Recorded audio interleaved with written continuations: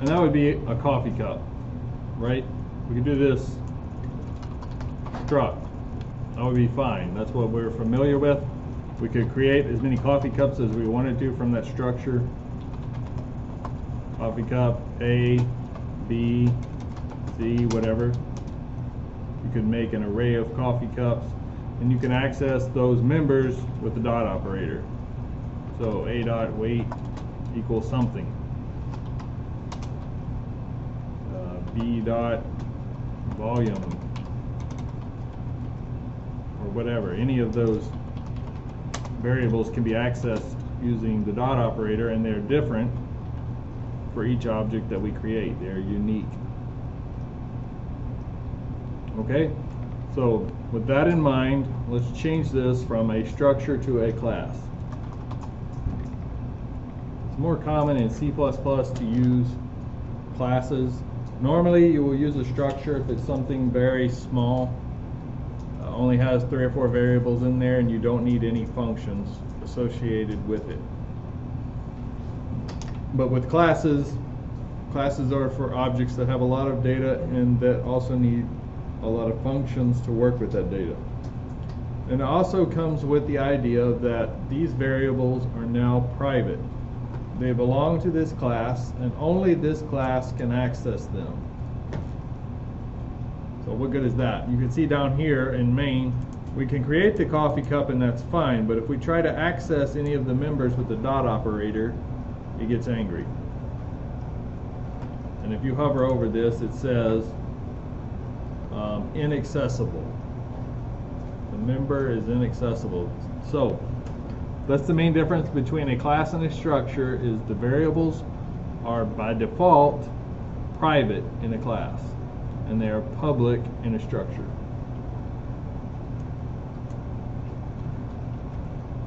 So what do we do with this thing if we can't access the members? Well, the convention is to create public functions that can access these members. So you have your default variables, those are private, and then you write your public functions. To do that, you type the word public, put a colon after that, and then we'll write some functions. Let's say we wanted to set the weight of the coffee cup. We would have like a void function called setWeight. We pass in a float.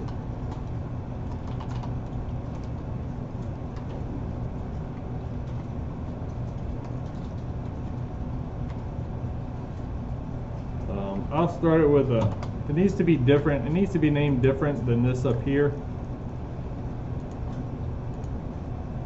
So I'll put an underscore in front of it. And then we could say that weight, meaning the weight with the current item, is equal to the weight that was passed in.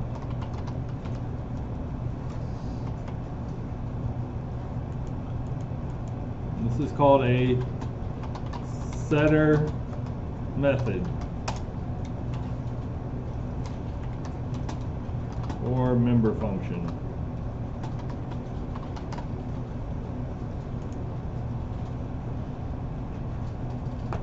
So anything within the class can access the members of the class. So this function is public. I can access this function from main and do an a.setWeight. I pass in the weight that I want to use, and that will set the weight for me. Rather than just saying a.weight equals 3.3, I say a.setWeight 3.3. Isn't that cool? No? Nobody thinks it's cool. I don't think it's cool either. I think it's dumb, but that's what you do. You took extra steps to do the same thing. Exactly. Yeah. Let's go on the same page there. Yeah, that's exactly what you're doing. You're doing extra steps. What this does, though, it does provide a check valve if you want, in some cases for security purposes or for the sake of let's say you're writing a library, like in my game development we use a external physics library. Now the one we use is open source, but there are closed source libraries, and they'll come with the header files and they come with the compiled source files, but you can't really see what's going on under the hood. And so if they want, they can restrict access to the variables like this, where we can only set certain things but we can't read those things, or vice versa. Maybe you want to only be able to read what a variable is, but you can't change it. And so this kind of provides, you can provide access in only one direction. Maybe you can only set things, or you can only read things. Right now we can set the weight, but we can't see what it is. I can't do a cout a dot weight.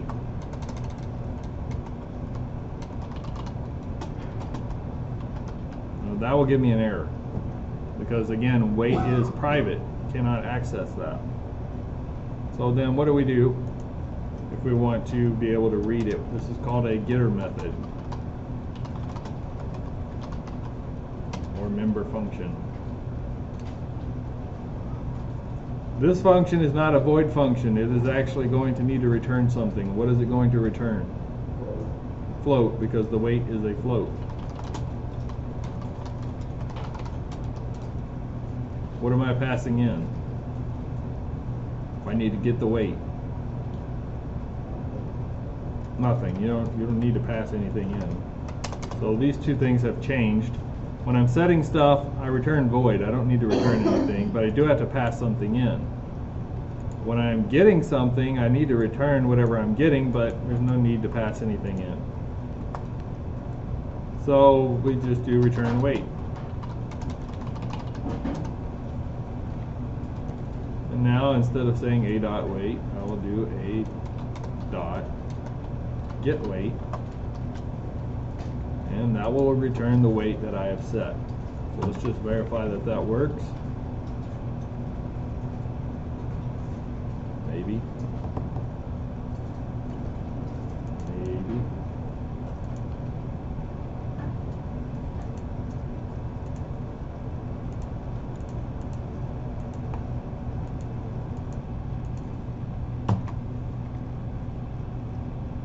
Yeah, that works just fine.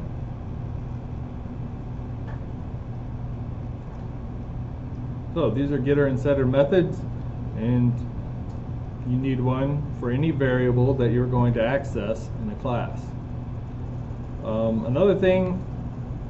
Another reason to have these, I noticed this in Java, if you're interfacing with certain other middleware or scripting languages, like if you've got a website that runs with a certain front end and it's got a lot of scripts that display all the data, but you want all the logic handled on the back end by some program that is not being displayed or is not being run in the web browser, you have to interface with each other. And a lot of those scripting languages like to use accessors. They like to use functions. They don't provide a way of getting to the member variables directly. So that's another place where you might end up using getter and setter methods. They're very common, especially in Java and C#. Has anyone ever seen this before in Java or C#? C#? No? Go use classes in C#? Does anyone take C#? You don't use classes? Not yet. Okay. All intro.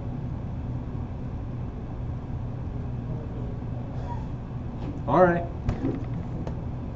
Maybe it's harder than one. No. I don't like C#. No, C# is okay. It's just a knockoff language, so I always feel like I went to the movie store and I wanted to rent Frozen, but Frozen wasn't there, so I had to get Frosted, you know,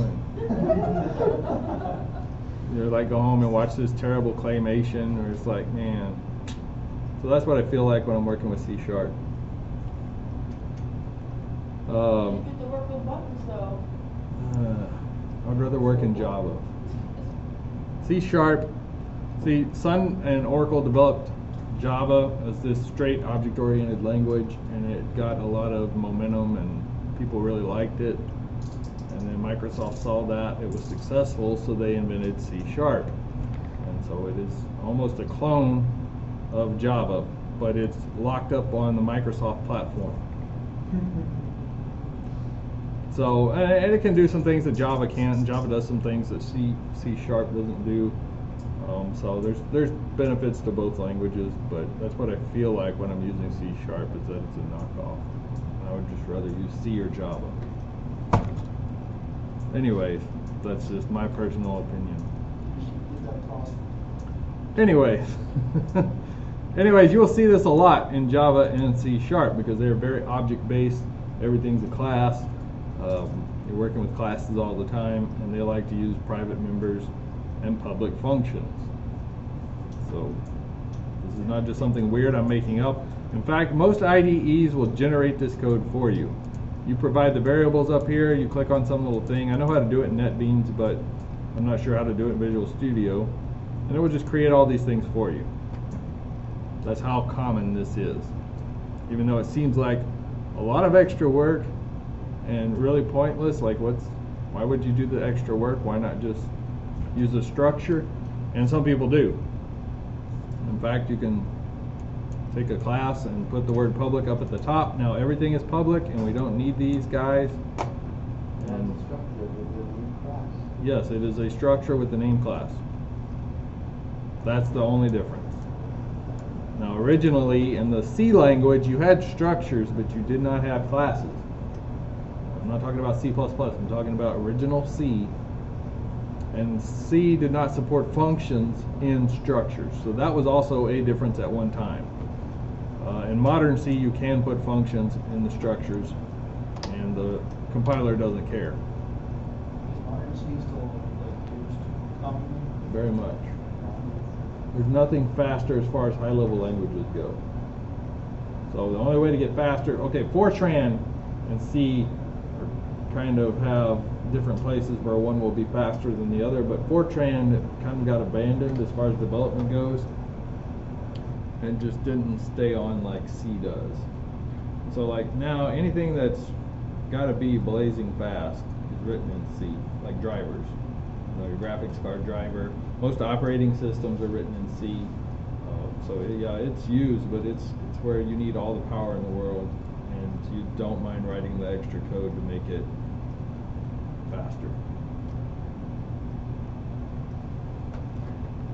Well, it's not used a lot in application development because now we've got all the cutesy languages with all the button dragging drop stuff. Then the modern hardware is fast enough to keep up, and the overhead of being convenient is not really an issue like it was 20 years ago. So C is still used for some things, but it's where you need all that power.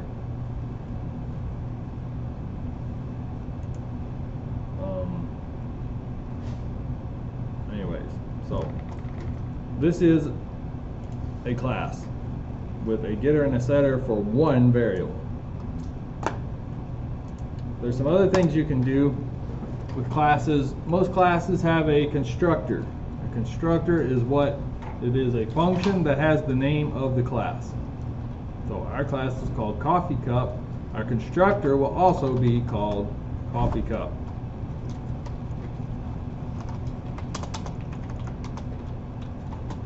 This is called the default constructor.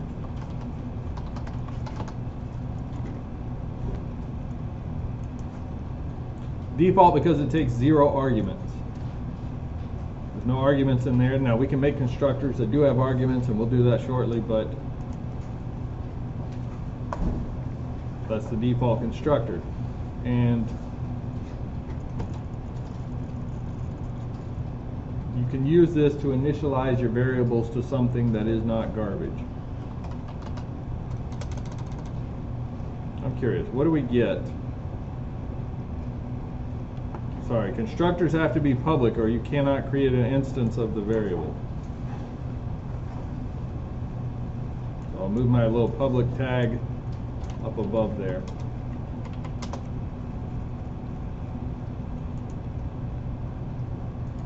If I don't have a constructor, I'm just going to delete this for a second, and I don't set the weight, what do I get here? What do you expect to see? Is it garbage? Oh yeah, totally garbage. So if we don't want that, let's say we want to initialize this thing to something, anything but garbage. And we could do that right here. We can say our default weight is going to be 1, and our default volume is going to be 12, or no, 8. Coffee cup, 8 ounces? 6 ounces? Who knows? Anyways, they're the default. Value will be $5.99. And the maker will be China.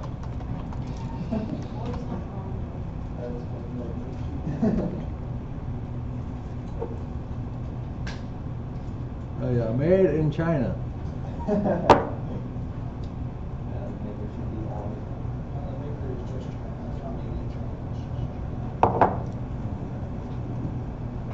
Right, China makes it. So where is China? The person in China? No, the country itself makes it. How can a country make a coffee cup? It's really big. It's past hand. It only has hands.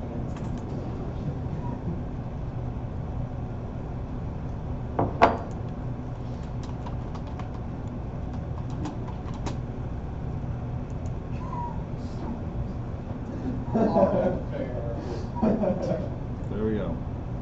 I'll give you that. All right, now let's not use the setter. Now what do you expect to see in the output? 1. 1.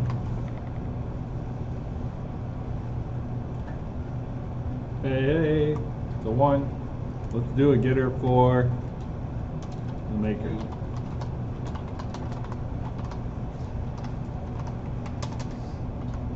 What's wrong with this? What did I do wrong? It's not a float. Maker is not a float. It's not a float, it's a string, so I need to return a string.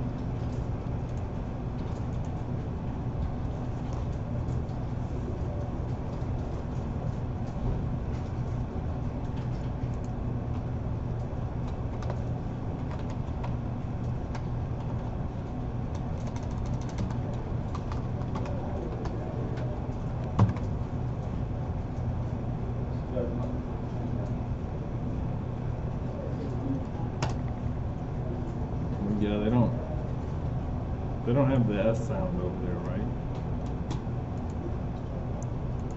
There.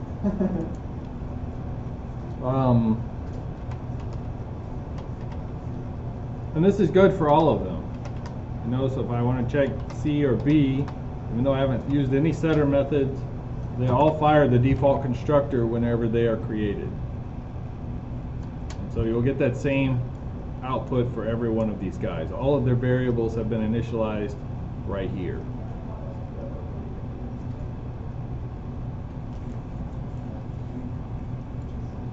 All right, makes sense?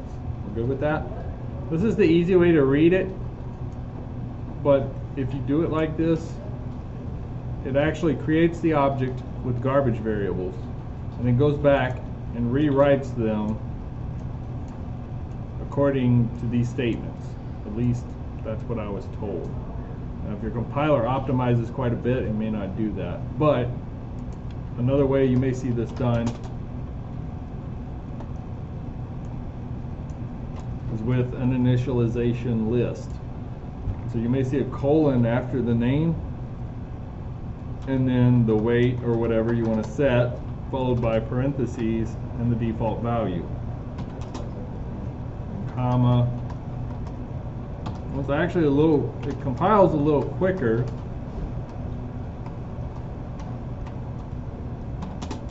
And it's actually less typing.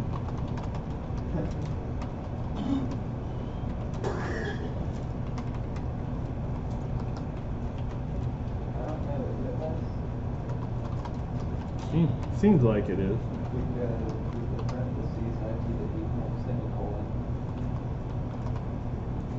I guess you don't have as many spaces. Do what? I guess you don't have as many spaces.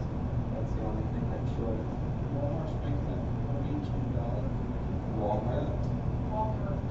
It's a Walmart. $32. Yeah. But The way you it's see done. the volume is 3.3 F. Yeah. Float gallons. Must- Measurement. The weight is 12, it's a whole 12. It must be gold. 12 pound, 3.3 gallon coffee cup. It's all solid. There's a little hole I at mean, the we top. are in America, let's be honest here. He's holding that with one hand and he's ready to go. I'm holding it with one pinky. He's and going newspaper in to my work, hand. he's like, Okay, fine. 3.3. This is a 16 ounce. 16.1, so we went up the other guy. Okay, there we go. Better, which, Is this like one of those redneck Walmarts, deep in Alabama somewhere? It's yeah, Walmart. it's called Walmart. It's Walmart. I mean, you know those people need their coffee. Yeah. Anyways, that works too. You can do it this way. You may see it done this way. You can also, instead of putting parentheses here, you can do curly braces. And I think that's more modern, is to use the curly brace. So that's another way of doing it. If you were doing a job interview and you wanted to look like super modern, you might do this, or if you wanted to look like you were easier to read, you would do it the first way I showed you. Neither is right or wrong, but this is called an initialization list, and is supposed to be the right way to do it. Yeah. I wonder, it's harder for me to read it that way. It's not as intuitive. Happy. I don't know, I guess.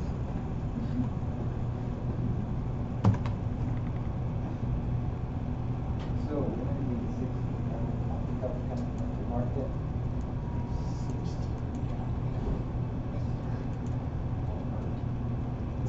16 ounce. So the entire Iowa territory. Nobody said it was pounds or anything like that.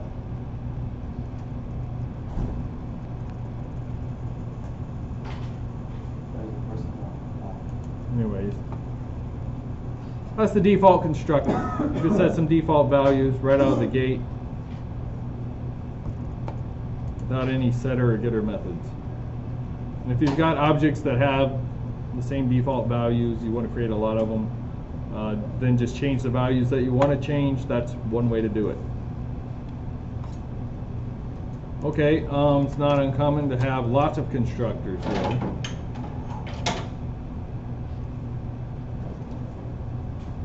So let's say we want to be able to set the price. Now the weight and the volume are going to be standard, and the maker will be standard, but the price needs to change depending on which country we're shipping the coffee cup to. Walmart. That's what company. That's what country you're shipping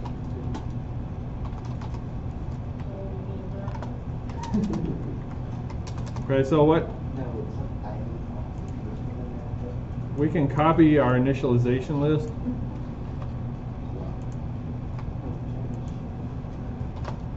Paste that in there like that. But let's say the value is now the value. Oh boy. I thought you said you should have used value for that. It's the same thing. I wonder if it knows the difference. I don't know. One's white and one's gray. It looks like it knows the difference. Let's try it. Now if I want to use that constructor, I'm going to put parentheses on this guy, and I'm going to throw in a float. Wow, cheap coffee cup.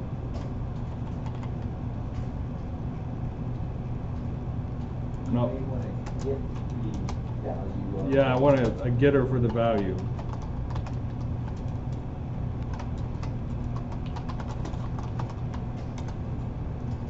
There it is, one line.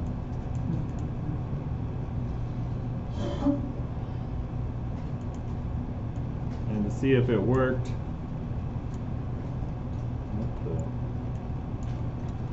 that's A, so A dot get value.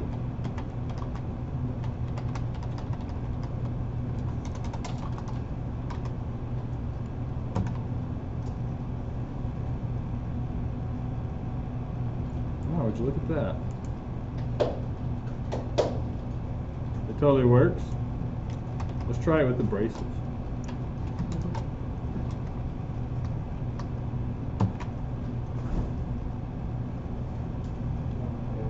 Wow, that's pretty cool. Let's try it without the initialization list.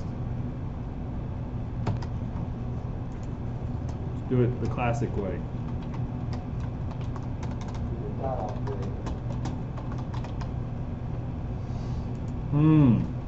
Now they're both gray, so I don't think it can distinguish which is which.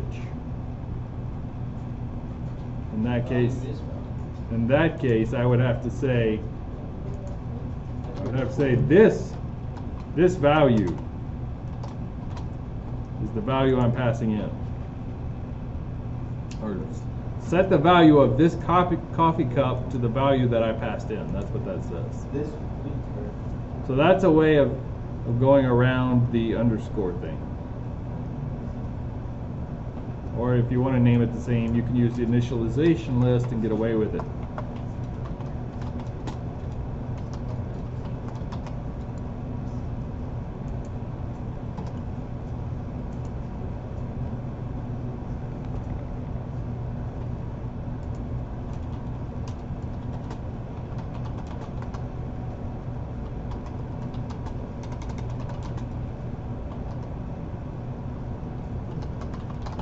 Single argument constructor. Now we could have lots of single argument constructors. We could have one for any of these values, and we could have one for the string. I take that back. We cannot have one for any of these values. Why? Because they have to be different. If I say coffee cup, float, weight, how does it know which one to execute? Does it execute this constructor or the other constructor? When I pass in the 2.5. How would it know?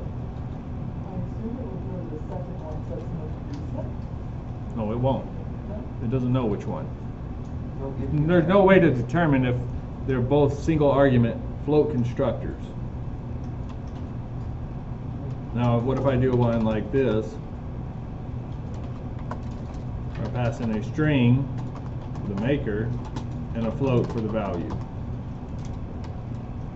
Now if I create a coffee cup and I pass in a string and a float, it knows to use this one. If I pass in just a float, it knows to use that one. And I can make another one with 2 floats or 3 floats or all 4 arguments if we wanted to. You can create or set the value, the weight,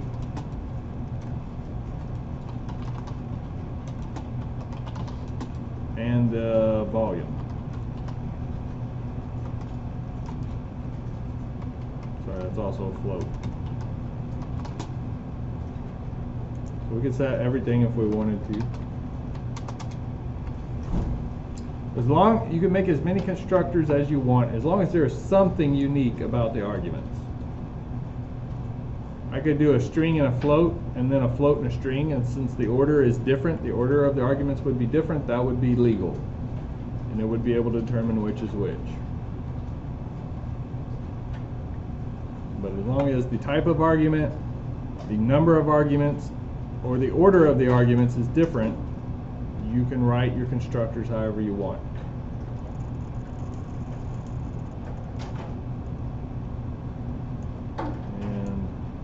For the initialization list, we can do it the same way. We can list the variables and set whatever we want it to equal.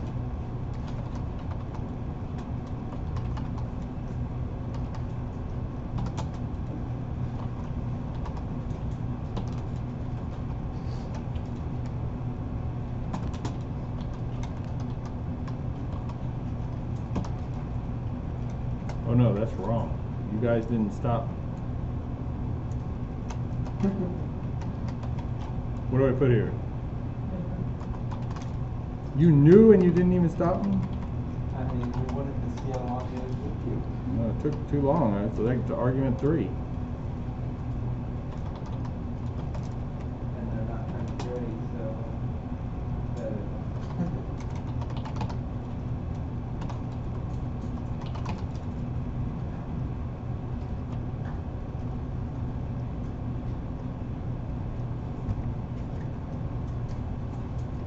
And to use that, I just have to pass them in this order.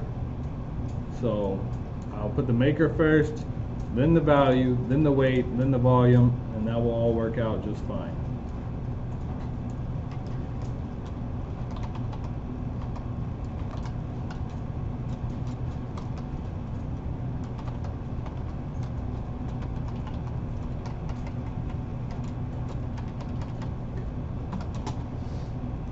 IntelliSense helps out. It says next is the value.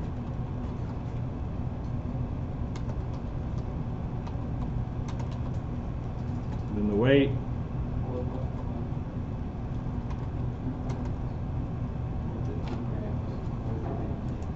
it 2 grams, and the volume.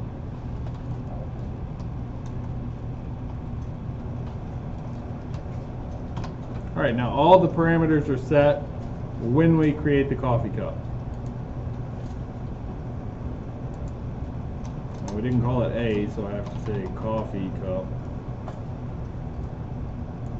That should work. We could write a display method that would display all of the values.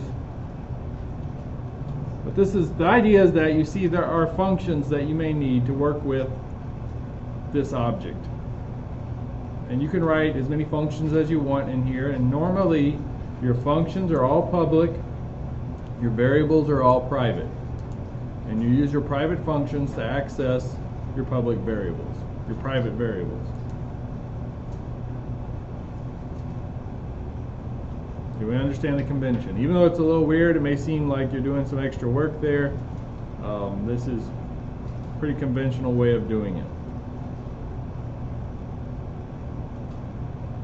I don't recommend this for game programming or anything that needs to be really fast. All of these functions have to be created. They also take up memory on the system and in the CPU cache, so it slows things down unless you optimize. So you can make them inline functions, or you can put the word inline in front of there, and basically when the compiler compiles this, it will just take this and drop it in place of wherever you called that function. So it does like a copy and paste operation if it can. It determines whether or not that's feasible. But inline can make these things run a little bit faster. You won't notice it, but if you're measuring your performance on the order of nanoseconds or something like that in the scope of a large program, it can add up, and so that can be a little more efficient that way. There's also, some compilers have a flag that will attempt to make every function inline when you build it, so you don't have to type it if your compiler supports that.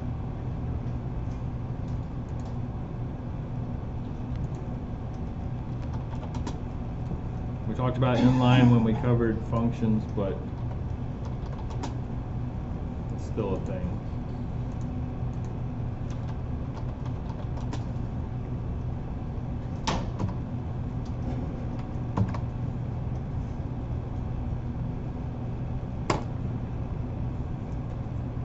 Any questions so far? All right, let's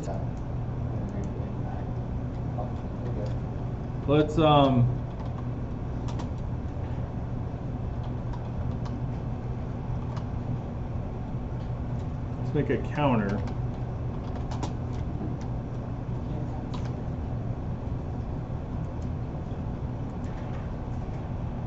This is going to keep track of how many coffee cups are sold. Now when we create a coffee cup, all of these variables will be unique. They can all have different weights, different makers, different values, and all that. We can make that different for every coffee cup. But when you create a static variable, this is going to be the same for all coffee cups that are ever created. No matter how you reference this variable, if you reference it through A or through C, you get the same stuff. If you change it, it changes for everybody. So it's like a class variable that's common among them all. The thing is, they're kind of a pain in the butt to work with. You put it right there, okay, but you can't just use it. You have to initialize it. 0. They're only initialized once. And you have to do it outside of the class in global space. What was this? This was int. And I have to specify which class it came from. Coffee cup. I use the scope resolution operator that says, hey, we're in class coffee cup here. Go find that variable called counter, set it equal to 0. That will initialize it. This happens one time. And then, in all of our constructors, we could just say counter plus plus.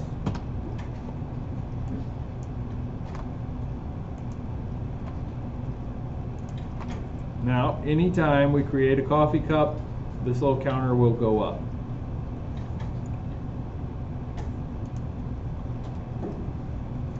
So let's test that. Let's create an array of objects.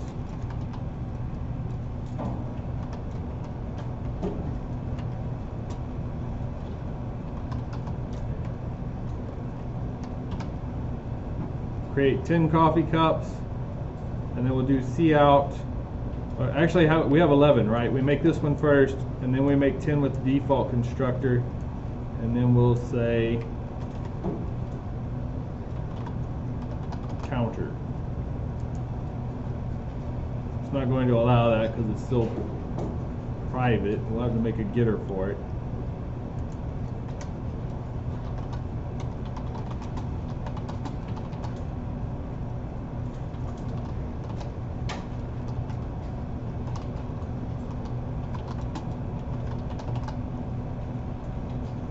So they have a global lifespan, but their scope is local.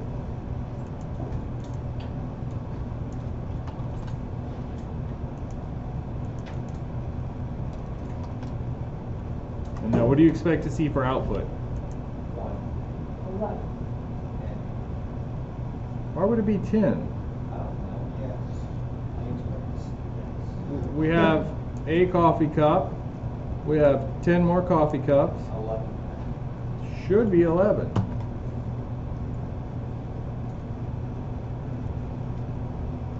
All right, good job. No, it's 1, 1, not Okay, you were right twice. 11. Anyways, that is a static variable. You may want to use those over here to keep track of the totals for each department.